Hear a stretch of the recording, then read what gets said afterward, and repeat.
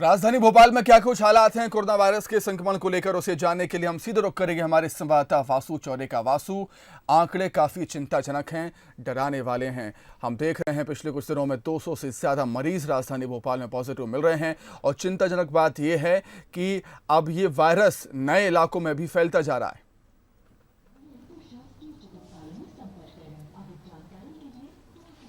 बिल्कुल सुमित, देखिए भोपाल की स्थिति बेहद चिंताजनक बनी हुई है। लगातार जो कोरोना के मामले सामने आ रहे हैं उनका ट्रेंड अब 200 से 250 के करीब तक शिफ्ट हो चुका है। कल हमने देखा कि 246 मामले सामने आए थे, आज 218 कोरोना के जो है वो पॉजिटिव मामले सामने आए हैं। इसके साथ ही जो पहले ये माना जा रहा था कि कोरोना का संक्रमण भोपाल के पुराने शहर तक सीमित है, 90% जो मामले हैं वो पुराने शहर से निकलकर सामने आ रहे थे, लेकिन अब ऐसा बिल्कुल नहीं है। तस्वीर बदल चुकी है। कोरोना ने पूरे भोपाल को, पूरे शहर को अपने कैप्चर में कर लिया है। सबसे पॉश इलाकों की अगर बात की जाए, अरेरा कॉलोनी हो, शाहपुरा हो, हबीबगंज का इलाका हो, एमपी नगर हो, शिवाजी नगर हो, ये तमाम सारे जो भोपाल, नए भोपाल के इलाके हैं, यहाँ पर भी अब कोरोना घर घर दस्तक दे चुका है।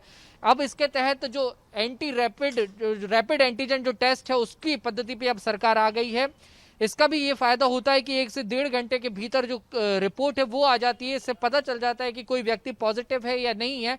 हालांकि इसका जो रिजल्ट है, इसकी जो एक्यूरेसी है, इसको लेकर थोड़ी सी संशय की स्थिति है, क्योंकि कई राज्यों में ऐसी घटनाएं सामने आई हैं कि जो रैपिड जो टेस्ट है उसके जो परिणाम आए हैं वो भले ही नेगेटिव आए हों, फिर RT-PCR जो कोरोना का एक टेस्ट होता है जिसमें 24 से 48 घंटे का समय लगता है, उसमें उसकी रिपोर्ट फिर पॉजिटिव प्राप्त होती है। तो हालांकि इसको लेकर थोड़ी सी संशय की स्थिति यही है, लेकिन अब कहीं ना कहीं सरकार ये समझ चुकी है कि जल्द से जल्द हमें ज्यादा से ज्यादा टेस्टिंग करनी होगी, सरकार ने किल कोरोना अभियान चलाया, अब रैपिड टेस्ट करने की तैयारी है, तो कहीं ना कहीं ऐसे ही अतिरिक्त प्रयास अब करने होंगे इस वायरस पर काबू करने के लिए, लगाम लगाने के लिए सरकार को।